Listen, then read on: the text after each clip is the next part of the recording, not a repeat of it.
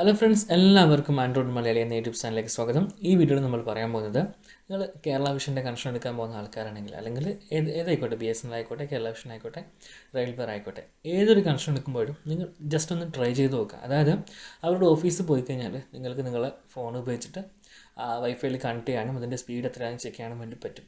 നിങ്ങൾ ചെക്ക് ചെയ്യേണ്ട കാര്യം എന്ന് വെച്ച് കഴിഞ്ഞാൽ, നിങ്ങളിപ്പം ഒരു സുഹൃത്ത് ചോദിക്കുകയുണ്ടായി ഓൺലൈൻ ക്ലാസ് കാണാൻ വേണ്ടിയിട്ടാണ് സ്പീഡ് എങ്ങനെയുണ്ടെന്ന്.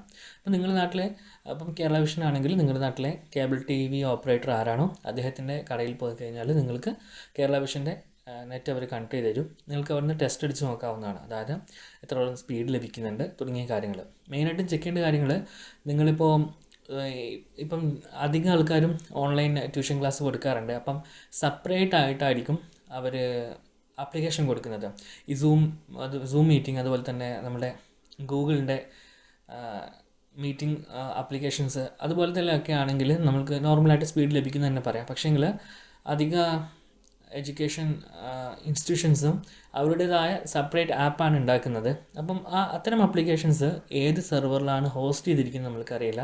അപ്പോൾ അത് ചെക്ക് ചെയ്യാൻ വേണ്ടിയിട്ട് നിങ്ങൾ ഡയറക്റ്റ് പോയിട്ട് ആപ്ലിക്കേഷൻ നിങ്ങളെ ഫോണിൽ ഉണ്ടാവുമല്ലോ, അപ്പം വൈഫൈ ആയിട്ട് കണക്ട് ചെയ്യുക, ക്ലാസ് കണ്ട് നോക്കുക, എന്നിട്ട് നിങ്ങൾ എടുക്കുക. അതുപോലെ തന്നെ ശ്രദ്ധിക്കേണ്ട കാര്യം, അധിക പേരും കണക്ഷൻ എടുക്കുന്നത്, വൈഫൈ എടുക്കുന്നത് നമുക്കിപ്പം വീഡിയോ കോളൊക്കെ വിളിക്കാൻ വേണ്ടിയിട്ടാണ്. അപ്പം റേഞ്ചില്ലാത്ത സ്ഥലങ്ങളിലാകുമ്പോൾ വീഡിയോ കോൾ വിളിക്കാൻ വേണ്ടി ആൾക്കാർ വൈഫൈ എടുക്കാറുണ്ട്. അങ്ങനെയാണെങ്കിൽ നിങ്ങൾ ഇതേപോലെ വൈഫൈയിൽ കണക്ട് ചെയ്യുക. അതിനുശേഷം എന്ത് ചെയ്യുക, നിങ്ങൾ വീഡിയോ കോൾ വിളിച്ച് നോക്കുക. പ്രത്യേകിച്ചിട്ട് ഗൾഫിലേക്കൊക്കെ വീഡിയോ കോൾ വിളിച്ച് നോക്കിയിട്ട് അവരോട് ചോദിക്കുക എങ്ങനെ ക്ലിയർ ഉണ്ടോ, കാര്യങ്ങളൊക്കെ ചോദിച്ച് മനസ്സിലാക്കുക. അവിടെ കിട്ടിയ അതേ ക്വാളിറ്റി തന്നെയായിരിക്കും നിങ്ങളുടെ വീട്ടിലും ഒരു മാക്സിമം അതേ നിങ്ങൾക്ക് കേബിൾ TV ഓപ്പറേറ്ററുടെ ആ ഓഫീസിൽ നിന്ന് കിട്ടിയ അതേ സ്പീഡും കാര്യങ്ങളും തന്നെയായിരിക്കും നിങ്ങളുടെ വീട്ടിലും കിട്ടുക. അതിൽ വലിയ വ്യത്യാസമൊന്നും ഉണ്ടാവാൻ ചാൻസ് ഇല്ല. അപ്പം നിങ്ങൾ കണക്ഷൻ എടുക്കുകയാണെങ്കിൽ എന്തായാലും ഒന്ന് ടെസ്റ്റ് ചെയ്ത് നോക്കാം. അല്ലെങ്കിൽ തൊട്ടടുത്ത വീട്ടിലോ മറ്റോ കേബിൾ TV അല്ലെങ്കിൽ നിങ്ങൾ എടുക്കാൻ ഉദ്ദേശിക്കുന്ന BSNL ആയാലും കേരള വിഷൻ ആയാലും അതിൻ്റെ ഇൻ്റർനെറ്റ് ഉണ്ടാവും, അതിൻ്റെ ആക്സസ് ഉണ്ടോ എന്ന് നോക്കുക.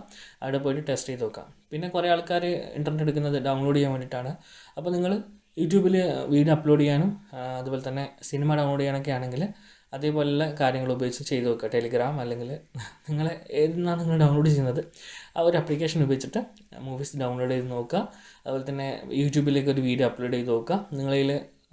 അപ്പോൾ നിങ്ങൾക്ക് മനസ്സിലാകും ഏകദേശം എത്ര Mbps കിട്ടുന്നുണ്ടെന്ന്.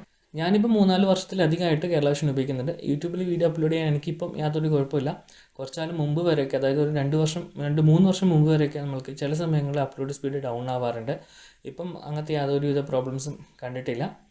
അപ്പോൾ യൂട്യൂബിൽ വീഡിയോ ഒക്കെ അപ്ലോഡ് ചെയ്യാൻ വേണ്ടിയിട്ട് നല്ല കണക്ഷൻ തന്നെയാണ്. എന്നാലും നിങ്ങൾക്ക് നിങ്ങളുടെ പർപ്പസ് എന്താണോ അതൊന്ന് ടെസ്റ്റ് ചെയ്ത് നോക്കിയിട്ട് എടുക്കുന്നതായിരിക്കും കുറച്ചുകൂടി ബെറ്റർ. ഓക്കെ, അപ്പം ഇത്രയും കാര്യങ്ങൾ പറയണമെന്ന് വിചാരിച്ചിട്ടുണ്ടായിരുന്നു. അതുപോലെ തന്നെ ബാക്കിയുള്ള നിങ്ങൾക്ക് എന്തെങ്കിലും ഡൗട്ട് ഉണ്ടെങ്കിൽ താഴെ കമൻറ്റായിട്ട് ചോദിക്കുക. അതിൻ്റെ വീഡിയോസ് ഞാൻ വീഡിയോസ് ആയിട്ട് ചെയ്യാം. അല്ലാതെ കമൻറ്റായിട്ട് ചെയ്യാൻ പറ്റുന്ന ഉത്തരങ്ങളാണെങ്കിൽ കമൻറ്റായിട്ട് തന്നെ ഞാൻ ചെയ്യുന്നതായിരിക്കും. അപ്പോൾ എല്ലാവർക്കും വീഡിയോ ഇഷ്ടമായി വിശ്വസിക്കുന്നു. ഇഷ്ടമായി ലൈക്ക് ചെയ്യുക. നിങ്ങളുടെ നിർദ്ദേശവും അഭിപ്രായങ്ങളും താഴെ കമൻറ്റ് ബോക്സിൽ രേഖപ്പെടുത്തുക. അപ്പോൾ മറ്റൊരു വീഡിയോയിൽ കണ്ടുമുട്ടും വരെ എൻ്റെ എല്ലാ കൂട്ടുകാർക്കും നന്ദി, നമസ്കാരം.